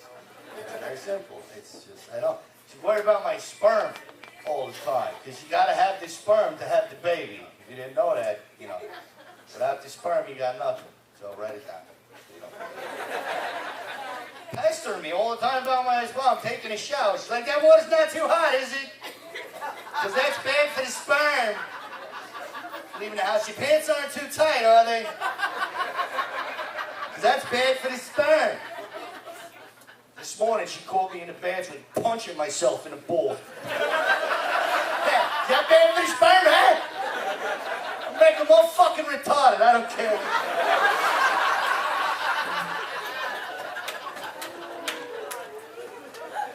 Not a big fan of the kids, and it's not just, I don't know why. Here's the thing. She's got a niece, my wife, beautiful little girl, right? We were going down to Wildwood Crest down in South Jersey because my new father-in-law owns a beach house out there because the second one's rich.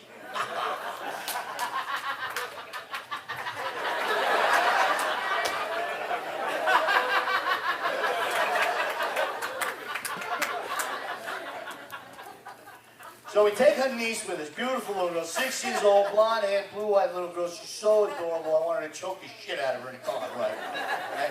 We're in the car on the Belt Parkway. She's in the back of the car with her iPhone. Because every 6-year-old girl needs an iPhone. Because they have so much to do. At 3 o'clock, I'm going to be a princess. 4 o'clock, I'm going to have a tea party. She's in the back of the car with the iPhone, and she's fucking with that Siri. You know what I'm saying? She's going, Siri, tell me a joke. And Siri answers, I don't know the punchline. Can't do Siri, so that's my fucking Siri. Siri, tell me a joke. I don't know the punchline, right? And we got that Kids Bop playing in the car. You know what that is? That Kids Bop. If you don't think the devil exists, he does, okay? And he made Kids Bop. What Kids Bop is they take like top 40 songs that are out now, and they have like kids singing them. So you got a 9-year-old girl singing Put It In My Face by Rihanna.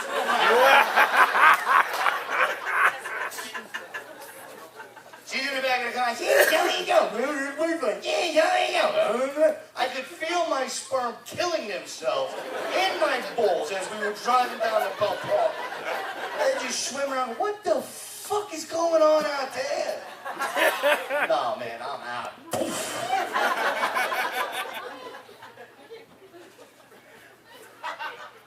I got friends, they got kids. They're cool.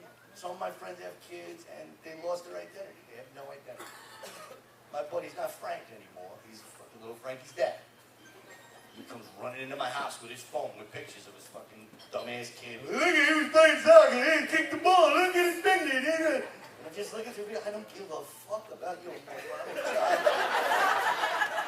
I do not care less what this dumbass kid does. Holy shit, is he ugly. And I just start fucking with him. I go, this kid's gonna be a serial killer, you know that, right? I can see it in his eyes. I took that course in college. Remember that semester? I know. You like squishing bugs, right? That's a fucking sign. He's gonna be a serial killer. Get the fuck out of here, you stupid. Sometimes I think it'd be nice to have a kid, though. Like his son. You have a son, teach him shit. Like my old man didn't teach me growing up. You know, like as the older you get, the lower your balls start to sag. Yeah, until one day you just take down your pants and it looks like a St. Bernard's face down there.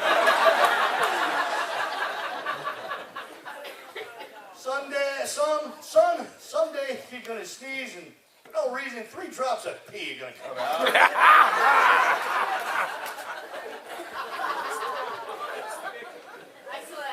Let them know that like, as you get older, your yam bag gets the consistency of silly putty, which could be like an event for us on Sundays. You know what I mean? Like he'll be sitting having French toast, I'll have the comic. Look, son's in it. Look at that.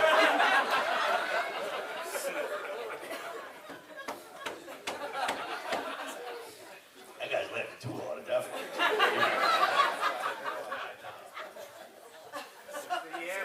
My friends, you know, they look at me. You know, I'm 40. They look at me. You don't have any kids? You don't have any kids? Like I'm a fucking raccoon in the garbage. They stare at me. You have any kids? Why do you have any kids? You have kids? You have kids? Why do you have kids? Your life's not complete till you have kids. You need kids? Why no kids?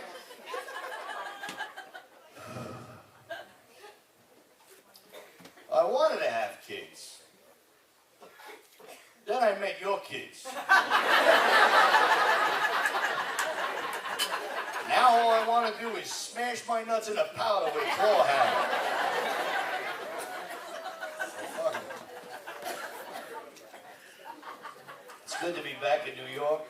You guys are drinking tonight, right? Oh, yeah. Drink the fuck up.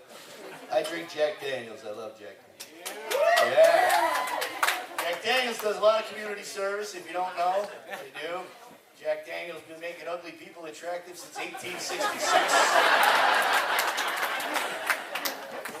Drink up. Just sneak it like I'm not going to see him.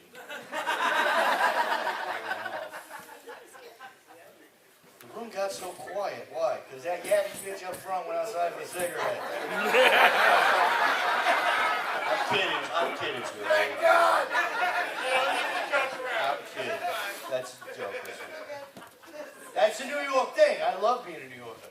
I love that New York attitude. You don't get it anywhere else, just here in New York. And when I say New York, I mean us and the 5 boroughs, okay? Because once you go over to Tappan Zee, it's like, oh, right? Right? We're the reason why the stereotypes are out there. We're the reason why the rest of the country is scared of us, okay? Not those sheep fuckers up in Utica.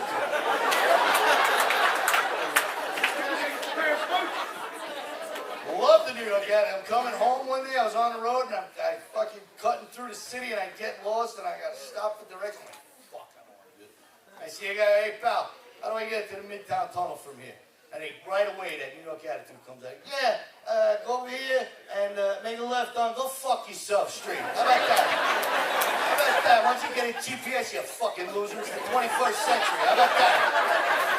Huh?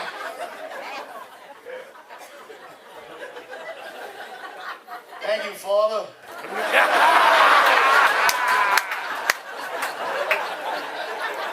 That's fun church.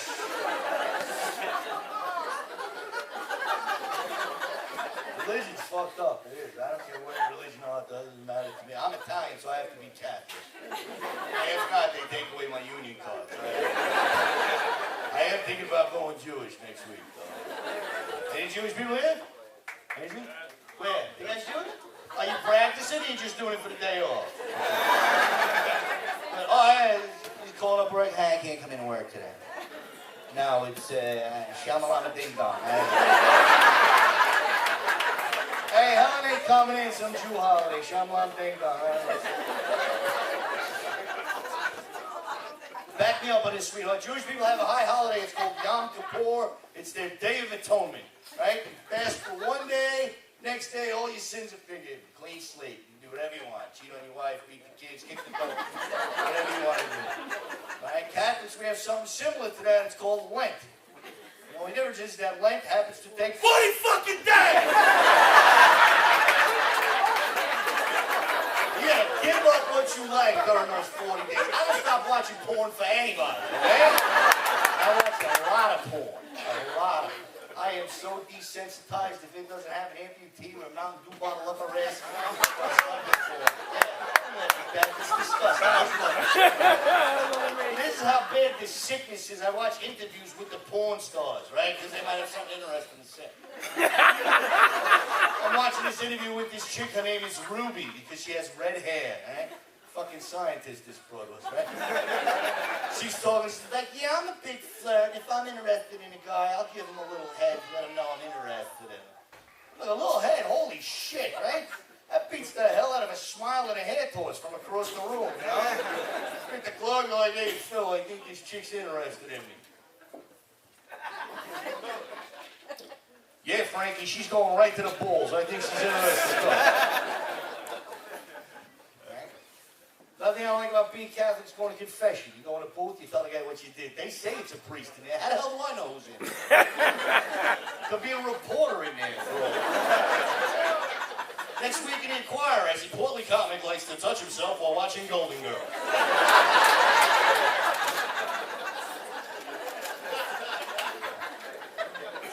All these rules about being Catholic, all these stupid rules. Some of them are good. Thou shalt not kill. Keep that one, that's not bad. Some of them are like, you can't eat meat on Good Friday. Who gives a fuck what you're eating on Good Friday? You think God cares what you're eating on Good Friday? What I do is on Good Friday, no matter what I'm eating, I cover it with cheese. Cover it with cheese. Oh, God looks down from heaven, he goes, oh, he's having cheese sandwich. All right.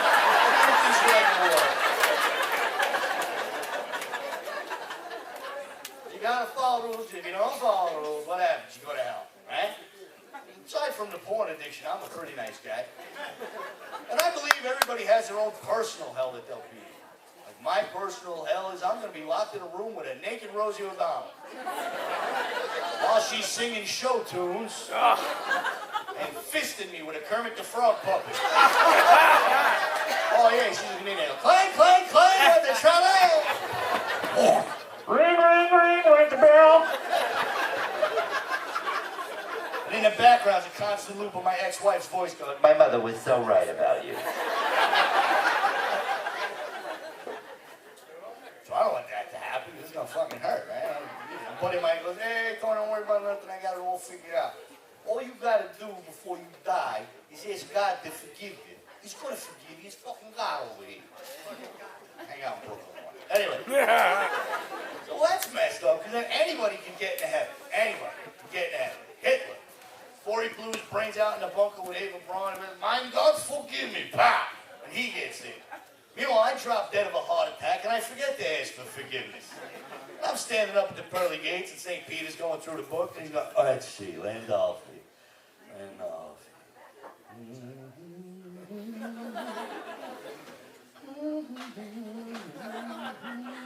Oh, here we go. What's this?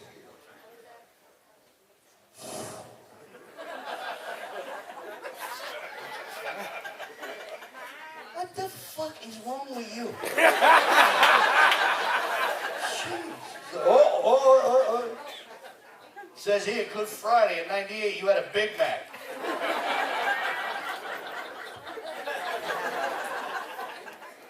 Say hi to Rosie for me when you get there. Where the Hitler? You let Hitler in his joint? He said, yeah, he had fish. Get the fuck out of here. Fucking hey. So I said before, I'm Italian. Any paisans here? Yeah. Got a big Italian family. I was raised old school Italian. If you don't know what that means, basically what that means is that any deformities that your friends have, you will exploit them so badly that they will eventually wind up on a clock tower with a high-powered rifle in their hand. Yeah, a guy in my neighborhood, his name was Steve. He had a birthmark right here, so he was Steve Shitface. There was another guy, I don't even know what his name was. We called him the Dancing Bear. His arms never stopped moving. Constantly, you know, like, hey, look, here comes the Dancing Bear. Look, fuck you, I have a condition. You know, this guy Lou, he only had these 3 fingers. He was 3-finger Lou. That's it. I saw him last week. I had 3 fingers. He's like, hey, fuck you.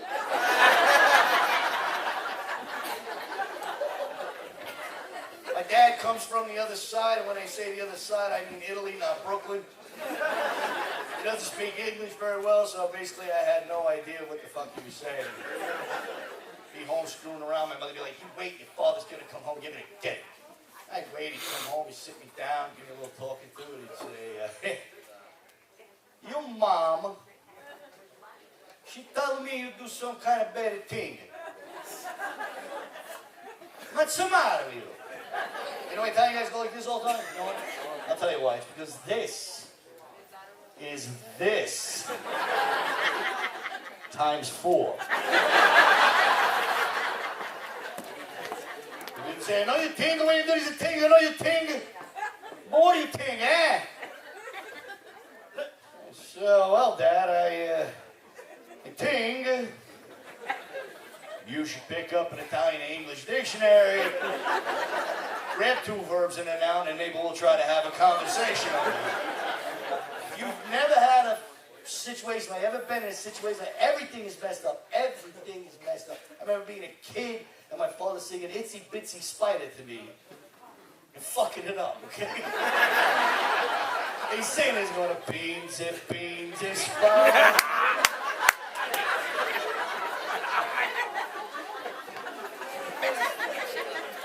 The hop of the water thing. Thank you for laughing at my emotional scar. 5 years old, I start kindergarten, whole class singing Itsy Bitsy Spider, there I am, the Happy Jacket, beans and beans. 6 years of remedial class because of that. Come on, no thanks, Dad, the whole thing, I'm retarded now. He's like, hey, shut up and put on your helmet because a little bus is coming against you. That's it. He's a nut, my dad. He's a fucking nut. Watching Animal Planet all the time. I don't know what's the obsession. He loves it. Calls me up to tell me what's going on with it. Like I was saying, oh, bring hello. There's a 2 grasshoppers a fucking. I didn't tell you that.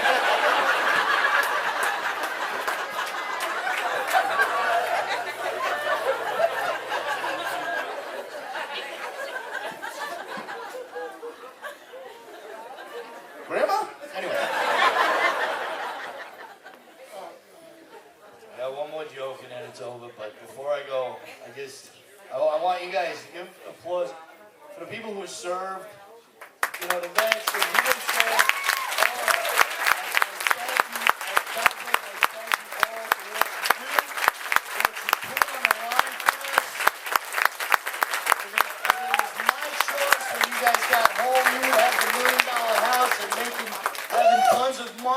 And everything, instead of those pieces of shit like Michael Moore and Ben Affleck and Seth Rogen and Jake Fonda and all those other pieces of shit out there that don't know what the fuck they're talking about. But because of you, those yappy twats get to say stupid shit. And I thank you very much for your service and everything you do for us. God bless you all. Back to my dad now. Went and visited him last week. He was all excited because he bought himself a new weed whacker. But he can't say weed whacker. He calls it the Wackawee. I go, how's it, Pop? What's going on? How you been? He's like, hey, I just supported the Wackawee. Like, cool, I got a bong in the car, man. What the fuck were you when I was 16? How much money you could have saved? You think I liked working at Roy Rogers? What the fuck? True story, 16 years old, I used to work in Roy Rogers, right? I couldn't fucking drive yet, so my dad used to take me. And Roy Rogers was a fast food joint. It was all done up in Weston stuff. Apparently, I don't know who Roy Rogers, he fucking molested horses back in the day. So the whole big thing. And in all this stuff, they have a painting of a black cowboy.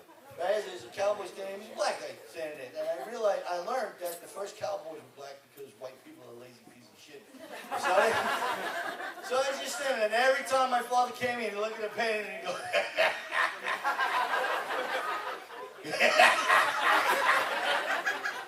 you know what this is? That's a Leroy Rogers. Guys, thank you so much for listening to me. God bless you all. That is the Sports Project 911. I'm Tony Landolfi. Tony Landolfi. Big round of applause for all your comments. At this time, I would like all the comics to come to the stage for group picture. All the comics come to the stage for group picture. Give them all a round of applause. Keep going. Rich Galazzo, Victoria McCoy, John Lego, Lisa Moritari, Patrick Donovan, Frank McCoy, Will Gates, Manny Ellis, and Tony Landolfi.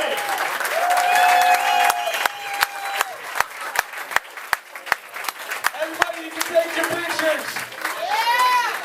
It's the paparazzi. Paparazzi, son!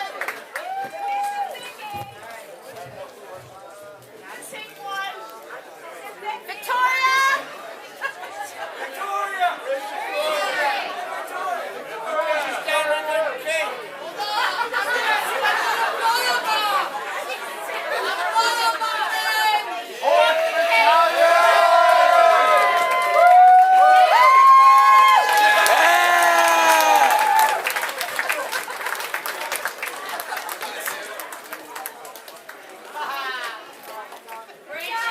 Project Nylon! Thank you guys. Give them a big round of applause.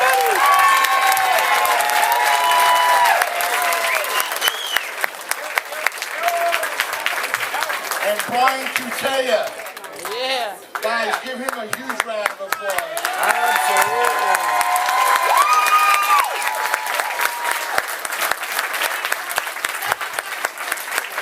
At this time, we're going to do a 10-minute break, and then we're going to call raffles. So for 10 minutes, if anybody wants to go to the raffles right there, we have 50/50s. We have Project 9 merchandise downstairs.